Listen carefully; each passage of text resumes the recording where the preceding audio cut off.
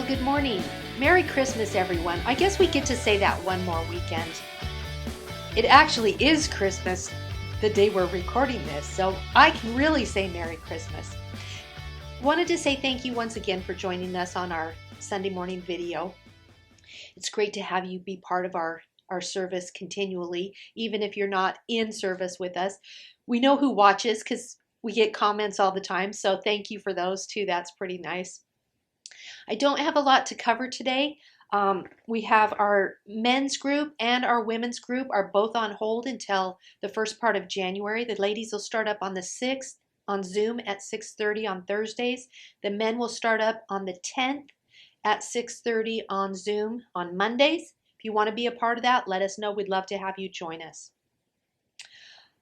We're going to be starting a Logos University class. I think I mentioned it last week. It's going to be interpreting the Bible.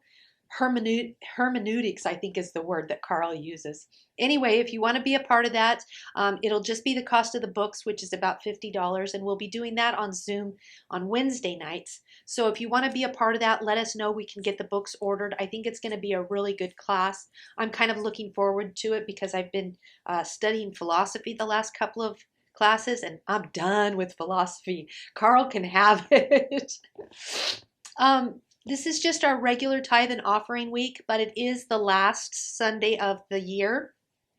So if you need the tax write-off, send us your check or go online. You can go to the giving button at thefathershouse.org, give regular tithes, give to our missions, give to our stage remodel, or you can mail a check to 133 Bernal Road, San Jose, California, 95119. Or if you live in the local area and you'd like us to come by and pick up your tithe, we'd be happy to do that too. So just let us know. And again, thank you for all your generosity this year. You've helped keep the lights on at the Father's house, and we appreciate that. It's great to be part of such a giving congregation. And I do have to apologize. I really feel bad that we didn't record last week's service that we had here at the Father's house. Our worship team did such a fantastic job. I just feel really bad that we couldn't put it online to share with you guys, but we'll go it again next year. We'll turn the time over to Pastor Carl now and see what new message he has for us today. Thank you. Well, good morning, Father's House. How are you today? This day after Christmas. Glad that you're here today. You might be watching this even Christmas night because that's when I usually post it to YouTube. This is actually Christmas Day, and since we have family, all of our family is out of town, and we're just sharing it together, we're down here recording on Christmas Day. Well, because it's raining outside, so there's not really a lot of other things we could do. And we couldn't play hooky from this because that would be a dereliction of duty. So needless to say, we're here. But we're glad to be here and able to share this time with you.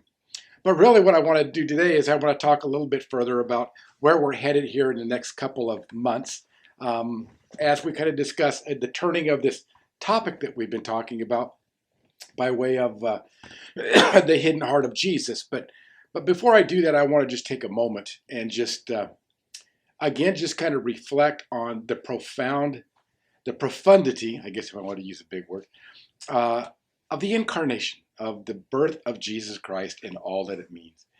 And I guess what's amazing me even about this Christmas year is everything slowed way down. The last couple of years, it slowed down.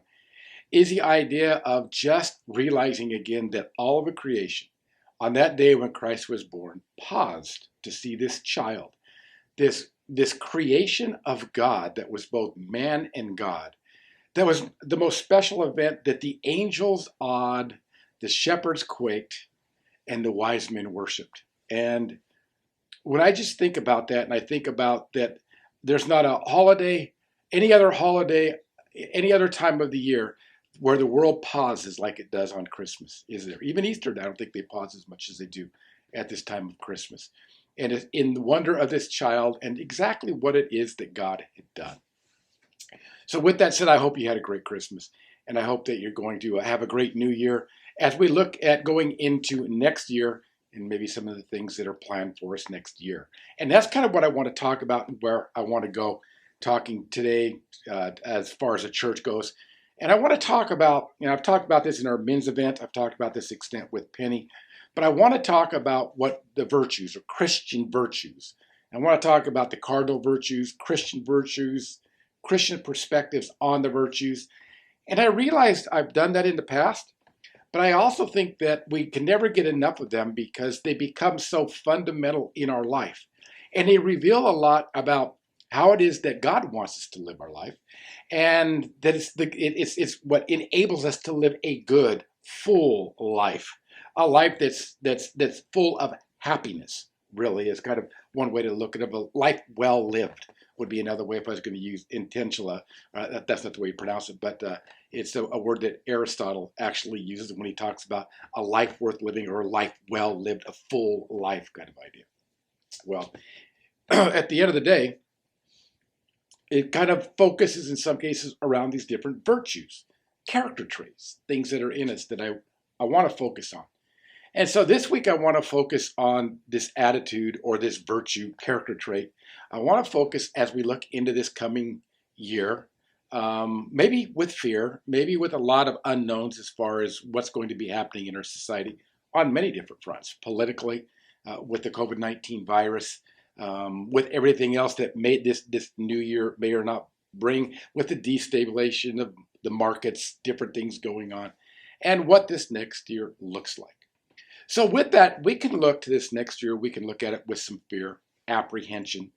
We can look at our 401ks, our IRAs, and different things, and we can have this angst about it. And which kind of brings me to the idea and the notion of what I want to talk about here in the next couple of weeks when we just talk about courage. I want to talk about what courage is. I want to talk about what courage is mostly in the Christian context. And so I'm going to use some Christian examples in the Bible, and then I want to use some Christian examples also of lives that have lived that are Christian, maybe some non-Christians that have displayed this attitude or this virtue of courage and what courage really is. I think we have a mistake on what courage is, because we think that somehow courage is this macho person that's got all his strength. He's a warrior, and he goes rushing headlong into battle. Well, really, the word courage, if you really kind of break it down and you bring it back down to a more basic meaning, or maybe something that you can grab a little bit easier, it would be the word of fortitude. The idea of this steadfastness in the midst of the storm, in the midst of what's happening, either good or bad.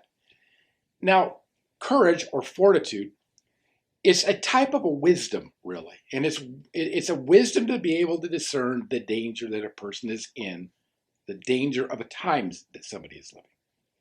So courage is what we would call, the way that we would define courage is it's got this medium range, almost on a sliding scale, right? On the one side of this being cowardice, of being frightful, of being afraid, and on this other side of rashness, when faced with difficult situations in life. So you've got this mean, right, of rashness on the one side. You just, go forward boldly. And then you got this other side where you're so timid and afraid of everything that you just don't live life. So it's in between this mean of these two, in the middle of these two, where you really define courage. So let's say an example of when it's better to, because courage is on a sliding scale, when it's better to retreat out of fear, and I'm not talking about an unjustified fear, when it's better to retreat than it is to rush headlong. Here's an example of what courage would do in that situation. Let's say that you were a man or a woman and you were on the battlefield and you were in a battle. And you had under your care, you had, let's say, 100 men, you were a captain or something, and you had 100 men under your care. And in the midst of this battle, it was obvious to you that you were going to lose this battle and not win this battle. Now, in that case, as that leader of 100 men, you have to make a decision. My decision is, do I just rush headlong into this battle and let all of my men get killed because that's what courage does? Or do I find the courage in myself to say, we're going to have to live to fight another day, and so it's better for us to retreat than it is for us to advance? In that case, the captain of that group of men and women, they would be displaying the attitude or the virtue of courage, because they discerned what was happening at the time, and they knew that the best alternative at that point would be for them to flee. to leave because the loss of those human lives weren't going to be worth it because they would have lost anyway. That's discernment in being a person of courage or fortitude, standing there and making the right decision. You could probably do that too if you think about it. If you were being attacked by a lion, courage wouldn't tell you to go chase the lion. Courage would tell you it's probably time to find a place to run away and get away from this lion. And so it's that attitude. But there's the other side of that too, is that sometimes when we're faced with fear, that what happens sometimes is that we can let fear make us not take the right actions to be able to defend ourselves or to stand for our cause or to show this attitude of fortitude in the midst of adverse situations. Now, that becomes important to us as Christians. It becomes important to us because it means, and it has everything to do with the way that we stand when we're faced with adversity, when we're faced with problems, when we're faced with fearful situations. It could be the loss of a job. It could be dealing with health issues, life and death issues, death being imminent in your life or in somebody else's life. It could have something to do with political unrest. It could have to do with a myriad of different things that would cause us to be afraid. In the midst of that, though, what is the important thing as a Christian is for us to understand that God desires for us to live a life of fortitude, a life of courage, of being able to stand fast in any situation, whatever comes at us. Now, as we move into 2022, I think it's important for us to see this and to discuss this so that no matter what comes in our life, the Christian is unmoved. He's not moved by fear. He's not moved by rashness.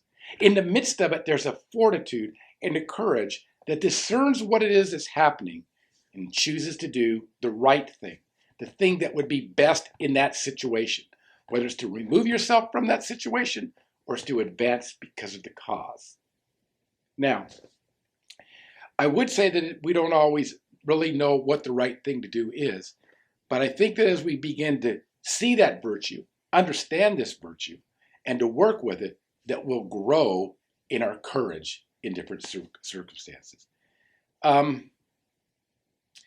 don't think anybody that knows they need a job doesn't find that if in the loss of a job or the potential loss of a job, that fear would be a natural norm. And the idea is it can paralyze us, right? And I understand that because I've lost jobs in my life. As a matter of fact, being a carpenter, I lost many jobs because what you're really doing is working yourself out of work if you're a carpenter. But apart from that, other jobs I've lost either because they've gone away and meltdown in the economy or something along those lines. There was always this apprehension about what am I going to do? And it's this big question of what if. So today I want to start talking about this week and probably next week about the idea of, but what if it fails? What if what it is that's going to happen in my life is not going to be a good result? In other words, so what happens if it doesn't really work out? And so the idea is it doesn't really matter what happens in the end when we're talking about courage. It has everything to do with the way that we face it. I mean, it's almost like the idea of if you think about it, if somebody is diagnosed with a terminal disease, they're going to die one way or the other. It's not going to be otherwise. In the midst of that, the outcome is going to be a person's death. But the thing that's going to be the defining mark in that person is whether they face it with courage, or they face it with fear, whether they face it rashly, or if they do it with fortitude, knowing that it's imminent, but they're going to live their life the way that they ought to live their life. So I want to talk a little bit out of the Bible first to start with, and I want to talk about this idea of, well, what happens when we have courage and there's still either failure or perceived failure or success. So in other words, no matter what happens at the end, it's still this attitude of courage. So I want to pick a story that we all know fairly well, and we'll talk about that first. It comes out of the book of Matthew, but I really find this to be very interesting, and I hope that if you, as you in your own Bible reading, that as you're reading through the Bible, I'm hoping that as we read this stuff, that you'll now begin to look for this word courage in your Bible. Another way it could be, in many cases you find The word courage is used. You'll find valor being used. You'll find God grant us boldness, where they talk about boldness, which are really talking about fortitude and courage in those instances. So whenever you see that, I want you to start picking up on this idea of firmness, steadfastness, right? Fortitude, courage, boldness, valor, because those are all synonyms of this word of what we're talking about. But it's a character trait that God desires for us to have. Now, this is a story after Jesus has after he fed the 5,000 men and women and children, and he's going to take some time, go up into a mountain and pray one night. And so he takes his disciples and he's going to send them across the sea in a boat. And then what he's going to do is he's going to meet him there when he chooses to on the other side of the sea, which was the Sea of Galilee. Now, remember, these men were fishermen, so they knew the waters well, and they knew that they could handle themselves out in sea. But what we're going to find is a storm comes in their life. And when the storm comes in their life, all of a sudden they're going to find themselves in circumstances that they can't do a darn thing about. Could have used a different word, but I kind of thought maybe better not to. That there's something that they can't do a darn thing about. The fact is the storm's going to come. They can't get away from the storm. They can't out paddle the storm. They can't outswim the storm. They can't get in their cabins in a luxury liner and ride it out. They're in a boat in the midst of the storm, and I got to tell you something. They know they're in trouble. But the interesting thing is, how is it that they're going to handle it? So at the middle of this, what happens is Jesus then, after feeding the 5,000, Scripture says this: immediately Jesus made the disciples get into a boat and go ahead of him to the other side while he sent the crowds away. So they're going to the other side of the Sea of Galilee. And after he sent the crowds away, he went up onto a mountain by himself to pray.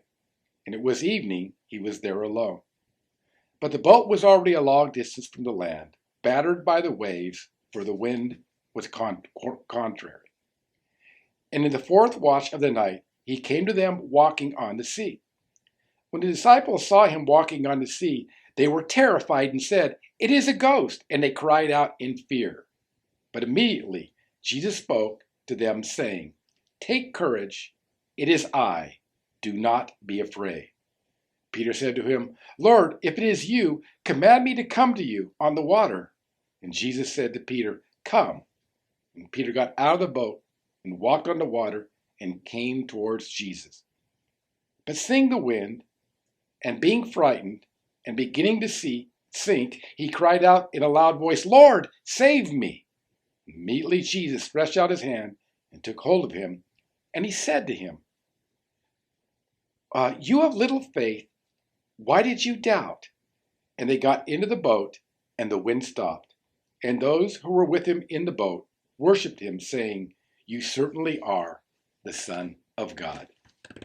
There are some interesting things in that text that I think sometimes we just don't pull forward when we think about what's happening. I've already talked about the fact that in this text that they were in a position that they couldn't get out of. There was a storm that hit. There's nothing they could do. It's probably very similar to what happened in Mayfield, Kentucky here recently, when there was nothing the people could do to stop that tornado from devastating their town with the loss of many lives and to the detriment of the people of that town of Mayfield. There's nothing they could do to get out of it. Well, this is exactly what's kind of happening in this story with Jesus. And so they're out in the middle of this, and they're struggling and fighting to keep themselves alive. And all of a sudden, in the midst of this, Jesus starts walking towards them across the water with the wind and the waves going. As soon as they look and they see this figure coming towards them, they all scream in fright. They say, "What are we going to do? Oh, it's a ghost!" You could imagine then the storm was enough. But to put this on top of the storm, you've got to be kidding me.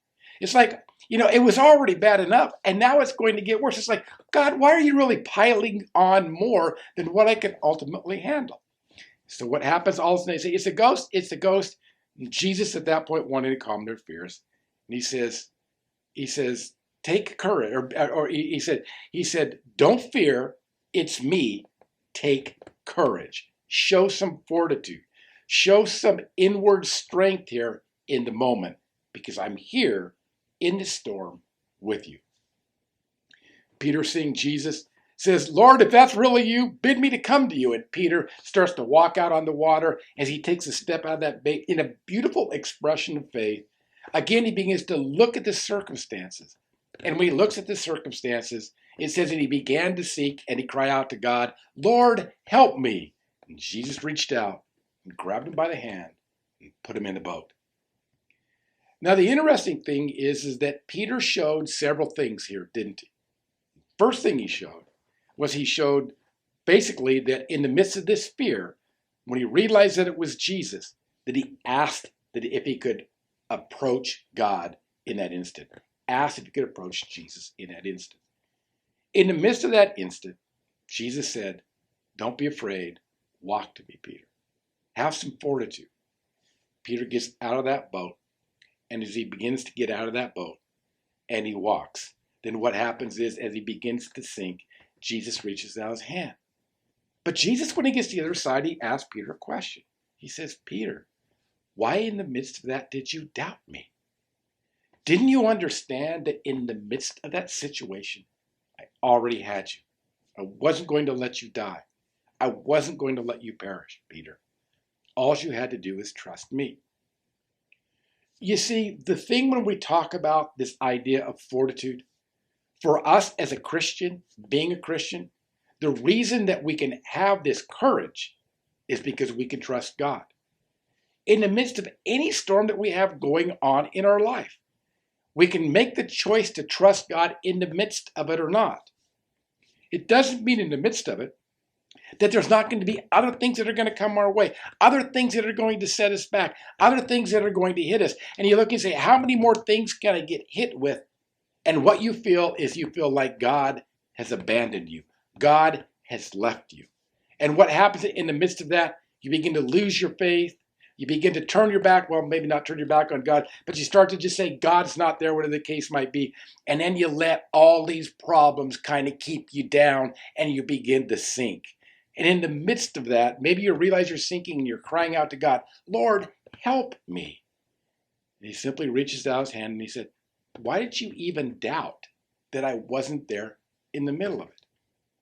So what we want to talk about in these next coming weeks is we want to talk about the idea of that when things come against us, no matter what those things are, even if they get worse and worse and worse, it doesn't mean that God's not there. Maybe what he's asking of us has nothing to do with the outcome, really, of any of it. It has to do with a character trait that he wants us to have inside. The character trait of fortitude, that no matter what comes against us, we have the ability to stand. We choose in our mind to stand. That's the big thing. How can I put that into play? How can I put that into a practical thought about it? Well, you know, in my younger days, I was always involved in athletics of some kind. But if we were going to equate it to something that a lot of us have done, is the idea of lifting weights. And the idea of lifting weights and being a gym rat is that, you know, when you first go to the gym and you're lifting weights, you can't lift a lot of weight. But what happens is the longer you go back to the gym and the longer you get the right diet, you do the right workouts, you're consistent with those kind of things, after a while you get better at lifting weights, you're more consistent, you're getting a better diet, and pretty soon what happens is your body begins to change. And all of a sudden you've got this strength that you didn't have before because you developed that strength. Well, courage or fortitude is a lot like that. You see, if we don't have problems in our life, then what happens is we're not put in a position to where we can grow in courage, where we can grow in this idea of fortitude. If everything always goes well in our lives, then we'll never learn that virtue. It's kind of like the idea of a person that has all the money they could ever have in their life and never wanted for money. They would never understand what it was for a person to have no money. But because the person that has little money or no money is put in that position, they learn to trust that they're still going to eat and have a roof over their head the very next day because they've been conditioned and trained by the circumstances and the environments that they've been put into. It's the same thing with courage. Same thing with fortitude. If the minute a problem comes, we run away from the problem, we don't face the problem, then what happens is we don't grow in that virtue of fortitude or courage. If what we find ourselves always doing is running and retreating whenever we have a problem, rather than facing it and walking towards the roar rather than away from the roar, then what happens is it never grows in us because we're always running away from that which God wants to do in us by way of these problems. The other thing is when the problems come, sometimes you can just simply say, I don't care. I'm not going to deal with it. I'm going to put my head in the sand and I'm going to blame God for it, and I'm going to be miserable until it passes. Maybe it passes, maybe it doesn't. And after it passes, I'm going to be mad at God because he didn't take me out of the situation. Maybe he didn't want to take you out of the situation. Maybe what he's looking for is he's looking to develop in you this character trait, this virtue of fortitude. It only comes about by way of exercising that virtue. It doesn't happen by running away from it. It happens in the midst of your problems, in the midst of your fear, in the midst of your storm. I hope today that you'll think about that. As we talk more about courage over the coming weeks, I hope that you begin to really ponder the idea that what Jesus asked of his disciples was he asked them to have courage in the middle of the storm. If he asked that of them, then do you think he might be asking it of us as well? I don't know what 2022 holds. I don't know if it's going to hold good things or bad things. Whatever it is, if it comes to be adversity, the Christian stance is always one of fortitude. It's of standing strong. In the coming weeks, we're going to look at some of these figures from the Bible and from other sources as we talk about this idea of courage. This next week, I'm going to start off with talking about this beautiful young lady called Joan of Arc and what it is that she did by way of standing courageous because of the call of God on her life. Come join us next week as we talk about her. I think you'll find her to be a very fascinating person. God bless you. Have a great day, and I'll see you next week.